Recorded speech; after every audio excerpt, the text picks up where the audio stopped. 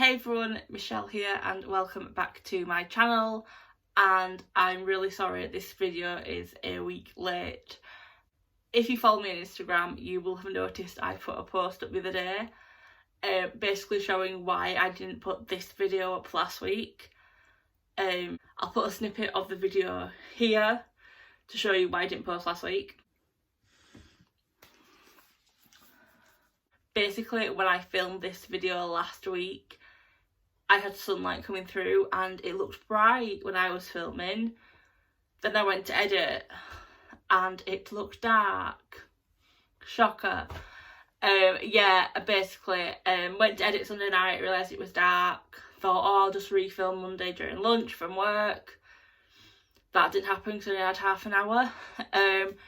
So yeah, I thought instead of trying to cram filming into 30 minutes, I'll just delay a week. I am sorry, it won't happen again unless I give you prior warning. But moving on. So this video is the end of year book tag video. A lot of booktubers are doing this tag at the moment. Well, not even booktubers, book bloggers, book Twitter people, I don't know what you call them, but basically everyone in the book world's doing this. So I thought I'd jump on the bandwagon.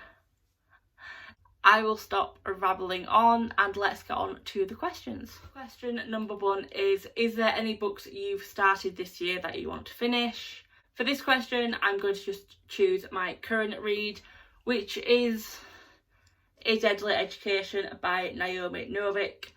It's Sunday when I'm filming this. I started reading this on Friday. I don't think I'm going to get it read for any time soon.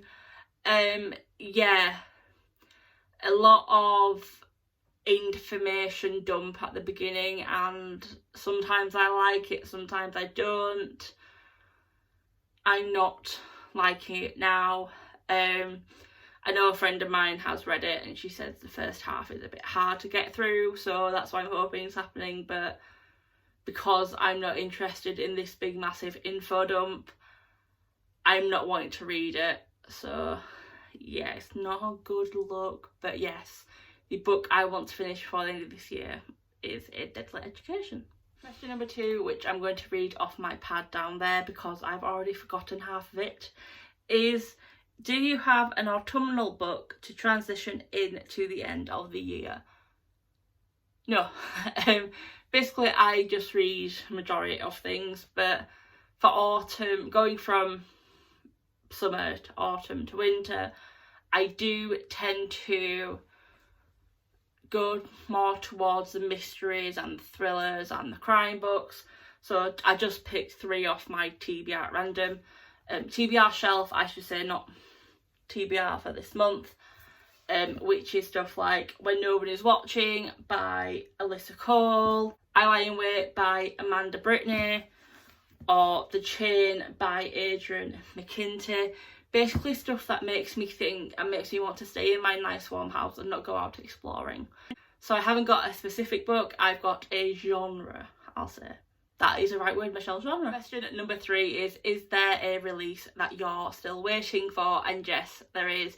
There's a few, but the one that pops straight to my mind is the next book by the lovely lady of this series, which is Karen M. McManus, and that is The Cousins. Not a follow-on from this, but I love One of Us Is Next. Karen's great. Karen's like one of my go-to YA authors quite quickly. So in her book, The Cousins, you follow a family, and I forget the name of it now, where 20 years ago, the 4 siblings of this family, one day their mother turned around to them and disinherited them, divorced them, basically said they never existed, with one sentence: you know what you did. Like 20 years later, 3 cousins from these original 4 siblings get a letter from their mysterious grandmother, who they've never met, inviting them to the family estate for the summer. Being 18-year-olds in a YA book, they take the opportunity to try and find out the big family secret as to why they've never met their grandmother, why their parents don't speak about them, etc. But as you can guess, maybe they shouldn't have gone looking for this secret. Like I said, Karen is one of my go-to YA authors. She's quickly become one of my go-to YA authors. From her first book, One of Us is Lying, I literally, a bit like C.L. Taylor or Katrina Diamond, they just have to say they've got a book coming out and it's pre-ordered. So yeah, really looking forward to The Cousins. I have it pre-ordered from Waterstones. It's going to come like a bit like this, but it's going to have gold on it and it's going to be sprayed gold. One thing I love is that Karen's paperbacks always have sprayed edges, which is great. But there is also a very, very strong rumour or guess that in Illumicrate's December box, they're going to have 2 books, one hardback, one paperback, and their paperback sounds very much like The Cousins, and it's going to be signed by Karen, which I love. Karen is one of those authors that if she ever comes to London for a book signing or a Q&A, this girl right here will be booking days off work, booking the train tickets, booking tickets to see her, booking a hotel, because she is one of the authors that I would love to meet and see how her brain works. Question number 4 is, what are the 3 books that you want to read before the end of the year? That is A Dental Education by Naomi Novik. I'll be honest, I'm not going to tell you what this book's about because I think a majority of people know what it's about, and to be honest, I think the blurb leaves a little bit out. But hey ho. Yes, that's the first book. The second book I would love to read is The Mirror Broken Wish by Julie C.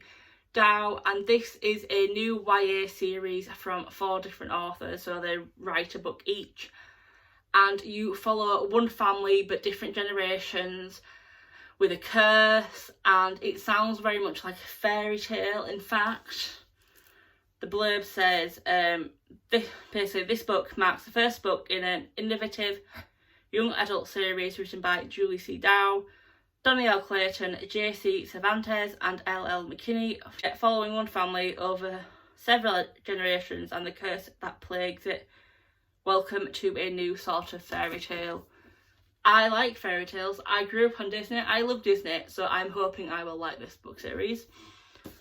And the third book I got off my shelf. Again, it was just a random grab off my TBR shelf. And this one, I'll be honest, is just because of the beautiful naked cover. This book doesn't come with like a cover or a jacket, it's just beautiful naked.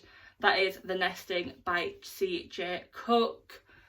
Look how beautiful that cover, just for the cover alone, I want to read this book and see what it's about. Sorry, you saw my messy bed there. Just for the cute cover, I want to read this book. This book is based in Norway, and a woman who marries a single father, and they're near woods, and while they live near these woods, or forest I think it might be, she feels she has to protect the husband and the 2 kids. So yes, very much up my alley. So question 5 again, I will read off the book, and that is there a book you think could still shock you and become your favourite book of the year? No, I'll be honest. I never go into... No, that's a lie. There are only certain books that I ever think, oh my god, this is going to be my top 10. And that's normally from authors who I know I enjoy. A few of these books I'm hoping I will enjoy, but I don't know if they'll become my favourite. I'm not sure if I have a favourite at this point. I think I may have a top 10 or a top 15. I don't think I have like a top 5 or anything. Well, no, it's a lie. Maybe I do. Yeah, I have a top 5, but do I have a favourite? No. There's my answer. No. And then question 6 is, have you already started making reading plans for 2021? Yes. Yes and no, I should say. So I have a definite plan for March, and I think a lot of people already guess what that is.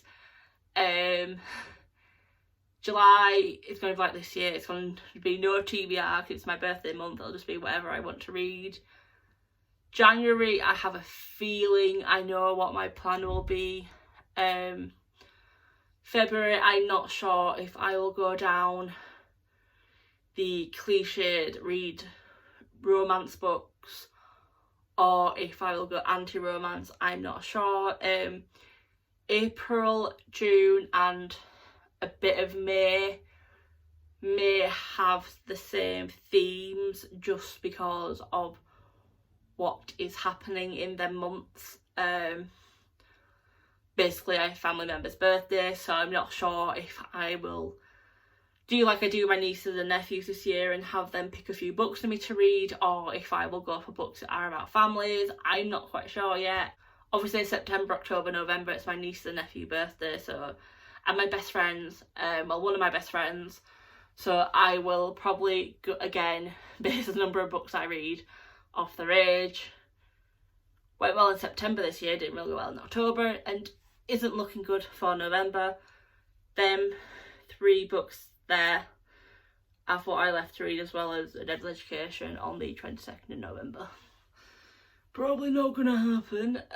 So yeah, but also in September I do want to participate in Becca's Bookopoly-thon month if she's doing it again, because I love her videos and I think that Bookopoly looks like such a fun game, so I may want to participate in that. If I do, it may be that I pick the picks off the board and I get my niece to pick a book out of a couple of books for that theme. I'm not sure yet. Like with October, in March I have another best friend's birthday, so I'll probably want him to have some input in my TBR. But knowing what I want to do for that month, I'm not sure how to incorporate him in that. So if he's watching this, get ready for an interesting question for March. Yeah, so yeah, I do have a month, and like probably for November, well, probably from December I should say, I kind of want to do what I'm going to do this year, which is trying to just read whatever's left on my TBR shelf. But that could go all up in the air because we have started redecorating the entire house, and my bedroom will most likely be done beginning of next year, I want to say, but don't quote me on that because I'm not sure.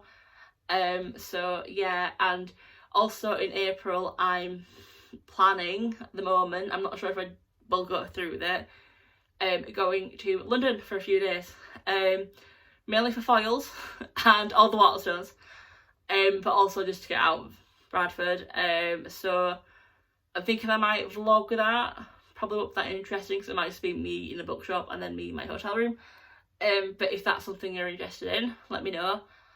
I'm also thinking maybe of doing reading vlogs, but not weekly, like every 2 weeks. Again, if that's something you'd like to see, let me know down below. And I definitely want to join in with more readathons. For the Clear Your Shit readathon, I'm actually quite liking it. I'm not doing great at the moment, but I'm liking being part of it. So yeah, I said I don't really have reading plans for next year, 2 months, Michelle, God. Yeah, so I said I don't really have reading plans, but actually I do. So that was the end of the book tag.